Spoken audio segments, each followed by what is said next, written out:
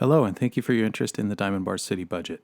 Your engagement and participation in local government is essential, particularly when it comes to how your tax dollars are spent. After all, the annual city budget sets the community's priorities. My name is Ryan McLean, and I serve as the Assistant City Manager. I'll be taking you through this brief presentation in which we'll cover some of the key local economic and policy factors that impact our budget. We'll focus on where the revenues that pay for parks and recreation, street maintenance, and public safety programs come from. And we'll discuss some of the challenges Diamond Bar must address in the coming years. Let's get started. To understand and appreciate where we're at today, it's important to go back to our beginnings. This past April, Diamond Bar celebrated its 31st anniversary as an incorporated city. By choosing to incorporate, residents brought representation and decision-making home. This choice has undoubtedly played a role in Diamond Bar maintaining its status as a bedroom community with small-town character. Since 1989, we've grown modestly from a population of 53,611 at the 1990 census to an estimated population of 56,848 in 2019, an increase of only 5.7%. During that same time, Los Angeles County's population grew by about 10%. Concurrently, Diamond Bar's average household size has decreased to about 3.07 per household, while the median age has risen to over 43 years. The fact that the desire to remain a predominantly bedroom community served as the impetus for incorporation will be important to remember as it weighs heavily on future revenue growth. Over 3 decades, Diamond Bar has matured as an incorporated city in a very successful manner. Year after year, it continues to maintain its status as a safe and desirable place to call home. Prudent fiscal decision-making by the City Council ensures that the welcoming neighborhoods, the quality parks and facilities, and the well-maintained roads and infrastructure that define the community stay that way. Over the years, the city has spent carefully, building a strong reserve account. Having these savings available has allowed us to invest heavily in the community. Major city-funded capital projects like the Diamond Bar Center and Library serve residents of all ages and are among the most heavily used in the county. Preventative maintenance keeps streets, parks, trails, and public infrastructure in a clean and maintained condition. Funding for community public safety programs has kept Diamond Bar on SafeWise.com's annual Safest Cities in California list for 2 years running. Special events programming, from summer concerts and movies in the park to sledding in sunny Diamond Bar at the Winter Snowfest, keep our close-knit community together. The sum of all this community investment is why Diamond Bar is held in such high regard. But investments in facilities, infrastructure, and programming come with ongoing operational costs. Case in point, the community library that without a doubt is a wonderful amenity. As you will probably remember, the previous library was severely lacking in space for both materials and activities such as story time and study groups. The city was able to change this when it purchased the City Hall building and made the decision to offer the first level to the county for a bigger, better Diamond Bar library. The city does not charge the county rent for library space, unless you count the $1 a year paid merely as a formality. And the city also covers the maintenance cost of the library, utilities, and upkeep, which comes to approximately $75,000 annually. So how has Diamond Bar managed to stay financially stable when so many other cities are struggling? Well, it starts with thoughtful budgeting and spending decisions. The annual budget process is an exhaustive and purposeful effort with the intent to maximize the utility of the city's resources. Budget proposals are developed to balance the current needs and desires of the community with long-term fiscal sustainability. So, when making decisions, we constantly evaluate the ongoing maintenance and operational costs of new or expanded programs and facilities before we build or implement them. We consider the value of preventative maintenance to address issues before they require costly repairs or replacement, and strategically identify those issues most in need. And we set policy to seed reserve accounts so funding is available for needs and rainy days. Your choice to incorporate with a contract city model in partnership with the Los Angeles County Sheriff's and fire departments and other service providers keeps city staffing levels lean. Current staffing levels are less than 1 full-time employee per 1,000 residents, and that also keeps associated pension obligations low. This provides greater flexibility and the resources necessary to dedicate to the facilities, infrastructure, and programming you use and enjoy, while ensuring that preventative maintenance work is completed and issues are addressed proactively before they become more costly problems. The city's pursuit of and success in securing regional, state, and federal grants has provided the funding to move projects forward when there would have been no other way. The city has secured more than $11 million in grants to fund transportation projects like the 5760 freeway interchange improvements, to construct the city's popular trail system, and for cost offsets that leverage city resources to complete a number of important projects and studies involving everything from emergency preparedness to energy efficiency and environmental services. These fundamentals set the foundation for financial sustainability. Effective budgeting starts with identifying the core goals and strategies for the community. To set the tone for the fiscal year 2020-21 budget process, the City Council adopted a 3-year strategic plan with the following goals. 1. Responsible stewardship of public resources. 2. Open, engaged, and responsive government. And 3. Safe, sustainable, and healthy community. Fiscal policy is informed by these goals and reflected in the budget that is considered each year by the City Council. The city budget is the annual financial plan for city operations and services. Through appropriations, it sets the City Council's priorities for the community and the work plan for staff to carry out on their behalf. Months before the budget is considered by the City Council in a public hearing, a thorough analysis of revenues, expenditures, and economic factors is completed. The resulting projections set boundaries for the next year's expenditures. Departmental expenditure requests are reviewed carefully for not only available funds, but consistency with the City Council's strategic plan before they are included in the final draft. Concurrent with the budget is the development of the 5-year capital improvement plan, which identifies and prioritizes maintenance and construction projects by factoring community health and safety, project cost, and overall need. The plan also identifies eligible funding sources, with every effort made to use special or grant funds whenever possible. The draft budget is usually presented to the City Council in a series of working study sessions beginning in May, with adoption during a public hearing in June of each year. The public is encouraged to participate in these sessions. At the end of each budget year, the city's books are audited by an independent certified public accountant to ensure compliance with state and federal requirements and accounting standards. The Comprehensive Annual Financial Report, also known as the CAFR, which is presented to the City Council in the fall of each year, includes the findings of the independent auditor and provides a complete overview of the past budget year's fiscal performance. The city's primary budget account is known as the General Fund. General Fund revenues are the resources used to pay for operational costs, including parks and recreation, public works, public safety, and city administration. General Fund revenues are the most flexible of all resources and can be appropriated at the City Council's discretion to meet community needs and expectations. The city receives revenues from a variety of sources, local, state, and federal, but many come with restrictions as to their use. When it comes to discretionary funds, about 40% of annual general fund revenues come from just 2 sources, property taxes and sales taxes. Combined, these are expected to generate about $10 million in the 2020-21 fiscal year. This is, without question, a large sum of money. However, a check of ongoing service needs shows how quickly expenditures can outpace expected revenues. For example, annual public safety costs in fiscal year 2020-21 are expected to exceed $7 million. Community-supported park development and rehabilitation projects on Sunset Crossing Road and at Heritage Park Community Center are expected to cost at least $12 million. Long-term capital improvement project costs for streets, parks, facilities, and infrastructure exceeds $60 million over the next 5 years. With property and sales tax receipts making up such a significant portion of general fund revenues, it's important to understand the inherent limitations on their growth. Let's discuss property taxes first. Given that homes in Diamond Bar have appreciated in value, it makes a lot of sense to assume that the city is receiving more than enough property tax revenue to meet its current needs. While there is no question that Diamond Bar properties remain desirable, the city receives the smallest share of property tax of any incorporated city in the county.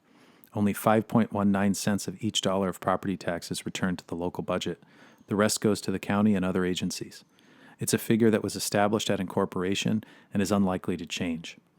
Further, consistent with modest population growth over the years, new housing development has been limited throughout the city's incorporated history. With the city nearly built out and barring any drastic and unforeseen changes, significant new home construction is unlikely. This further limits future local property tax revenue growth. Similarly, the city receives only a small fraction of sales tax receipts generated locally. Diamond Bar collects only 1 of the 9.5 cents generated on each dollar of taxable retail sales. Like property tax revenues, the majority is sent to outside agencies. Recently passed initiatives to increase county-wide sales tax rates for specific purposes, such as transit and homelessness initiatives, further increase the share of local revenues that go to outside agencies. In general, local government sales tax revenue growth is driven by high-volume producers like regional shopping malls and lifestyle centers, auto malls, and big box or warehouse stores. More recently, some cities have turned to the sprawling distribution centers becoming more common in the Inland Empire and Central California as local sales tax generators. Such large footprint developments are at odds with the conscious land use decisions the city has made to maintain Diamond Bar's local community character, or are otherwise incompatible with the commercial infrastructure the city inherited at incorporation. These factors contribute to a local economy consisting more of small businesses than national retail chains.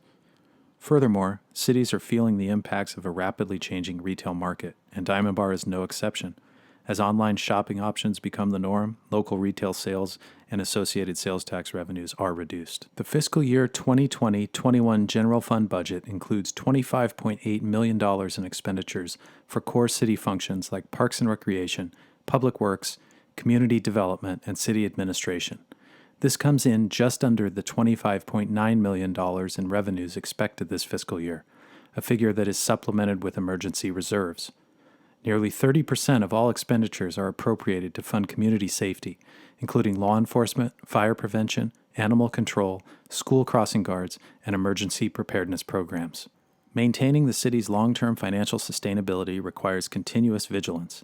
In early 2019, the City Council received the Long-Term Financial Forecast, a document designed to provide decision makers with the data necessary to set fiscal policy, allowing for a balanced budget, achievement of annual goals, and high-quality services and programs. The report, which analyzed historical financial data and made projections for a 10-year period, also summarized findings and set forth policy options to address potential issues. The forecast noted that the city's fiscal management over the years had built a solid foundation for success. The contract services model, particularly for public safety services, has kept personnel and pension costs down. The careful budgeting over many years contributed to a strong reserve that provided the resources necessary to construct key community facilities like the Diamond Bar Center and Library. However, as the city enters its fourth decade of incorporation, new challenges are on the horizon. Among the specific findings, the forecast noted that the city's revenue trends were slowing even during a time of national economic growth. This impacts annual budgetary flexibility and the replenishment of reserves.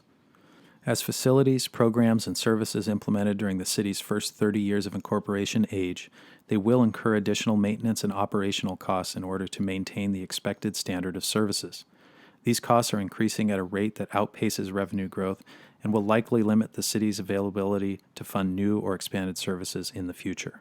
The subsidization of lighting and landscaping assessment districts 38 and 41 by the general fund is expected to cost nearly $5 million over a 10-year period, further limiting resources available for other expenditures. Ultimately, the forecast found that, absent new revenue sources or dramatic cuts to programs and services, the city would likely face budget deficits in the coming years. To address these and other findings, the forecast offered policy options, including the pursuit of new revenue sources, adjusting service levels, and reducing or eliminating general fund subsidies, among others. Many of these have already been implemented by the City Council. The findings of the long-term financial forecast were confirmed in the state auditor's comprehensive analysis of the financial condition of more than 470 California cities that was released in late 2019. The auditor's report, which ranked cities from lowest to highest risk, found plenty to like about Diamond Bar, classifying it as low risk for financial distress. The city was ranked 54th overall, good enough to be included in the top 13% of all California cities studied. The city received particularly high marks for liquidity, the status of its general fund reserve, and for maintaining low pension obligations. However, the auditor's report identified slowing revenue trends as a concerning development for Diamond Bar, sharing a key finding with the city's forecast. For all the forecasting and analysis that was completed, no one could have prepared for the sudden and unforeseen impacts of the COVID-19 pandemic. With stay-at-home orders in place and businesses forced to close, shoppers weren't in retail stores, travelers weren't in hotel rooms, and drivers didn't need gas. The city's sales tax, transient occupancy tax, also known as hotel tax, and gas tax revenues were essentially shut off. With millions of dollars in revenues lost in fiscal years 2019-20 and 2020-21, emergency reserves were appropriated to balance budget deficits of about $1.2 million in both fiscal years. Given the extreme nature of the current situation, the use of emergency reserves is an appropriate, if not sustainable, practice. The city is working closely with state and federal agencies to secure any available relief funds that will help to offset the use of reserves. While some business sectors have reopened, all indications are that a slow economic recovery is anticipated. With the impacts of COVID-19 ongoing, and to reduce the impact on emergency reserves, city departments were charged with reducing line item expenditures in fiscal year 2020-21 budget to the greatest extent possible. Some of the most notable reductions include extending the payment of the unfunded pension liability. Prior to COVID-19, the city had planned to make annual payments to reduce pension liability on a 15-year schedule, with the goal of paying it down sooner and at less cost. The sudden and dramatic drop in revenues means that this year's payment will be made per the 30-year schedule to reduce the impact on the current budget. This action reduces budgeted expenditures by more than $200,000. Suspending contributions to reserves. Prior to COVID-19, the City Council adopted a fund balance and reserve policy, setting guidelines for the placement of end-of-year balances in reserve accounts. Given the deficits in fiscal years 2019-20 and 2020-21, this practice will not be possible in the current budget year. This action reduces budgeted expenditures by about $200,000. Suspend vehicle and equipment replacement. The city's vehicle replacement policy sets clear guidelines for the replacement of vehicles and field equipment, and several met the criteria for replacement this fiscal year. However, given the budgetary crisis, these purchases have been deferred, reducing budgeted expenditures by about $93,000. Suspension of travel. To keep the City Council and staff safe during the pandemic and to reduce expenditures, all non-essential travel has been eliminated from the budget, reducing budgeted expenditures by about $72,000. Suspension of performance pay program. The Employee Performance Pay Program, which has not been paid out since inception, has been removed from the budget, reducing budgeted expenditures by about $90,000. Employee cost of living and benefit adjustments have been canceled, reducing budgeted expenditures by $245,400. These decisions provide some relief to the fiscal year 2020-21 budget so that other services can remain in place and available to the public. Even prior to COVID-19, the city was reaching a financial crossroads as expenditure growth begins to outpace revenue growth. The construction of well-loved facilities like Diamond Bar Center and the library come with significant annual operational costs. As the city's facilities and infrastructure age, associated maintenance and replacement costs will increase. The city's efforts to preserve open space resources like Tres Hermanos Ranch and the city's trail system generate no revenue but bear annual costs. In the absence of new or increased revenues, the city could be forced to align expenditures to resource levels to maintain a balanced budget and avoid depleting reserves. That could mean that maintenance intervals are extended for items like streets and trees. It could be that highly desired capital projects like new parks and facility renovations are delayed indefinitely. Or it may be that landscape maintenance and community events are scaled back so that funds are available for other core services. The recently updated general plan that outlines an aspirational long-range vision for community enhancements and evolution to make Diamond Bar better for current and future generations may also require local government investments to accomplish. With maintenance and operational costs expected to outpace revenues and the COVID-19 pandemic creating a deep national economic crisis, new revenues are needed to extend the city's history of financial sustainability and to continue investments in facilities, programs, and services. Many Southern California cities have chosen to boost local revenues by asking voters to consider a local sales tax rate increase. Since 2018, a majority of local sales tax measures statewide have passed, with voters seemingly preferring to keep local sales tax dollars in their own communities. If the City Council votes to place a similar measure on the November 3, 2020 ballot, Diamond Bar registered voters would be asked to consider a local sales tax increase of up to 0.75%. If approved by a majority of voters, the measure could generate up to $3.8 million annually. With a sizable amount of local revenues generated by gasoline sales, cut-through motorists would be among the visitors contributing more to the Diamond Bar economy. All revenues would be required to remain fully local and could not be diverted by the county or state. The revenues could be used to fund any general fund expenditure, from park construction and street improvements to facility renovations and community public safety programming. Most importantly, funds would be appropriated by your local representatives in public hearings that encourage public participation and would be subject to local financial reporting and auditing to ensure accountability. The City Council is expected to consider placing the measure on the ballot at the July 21st, 2020 City Council meeting. That brings us to the end of our presentation. We are very thankful that you've chosen to take the time to join us, and we encourage you to get involved. We welcome your questions and comments. Do not hesitate to contact us using the email and phone numbers on your screen. More information on the city's financial condition and the potential ballot measure is available on the city website at www.diamondbarca.gov/local revenue. Once again, thank you for watching. Be safe and healthy.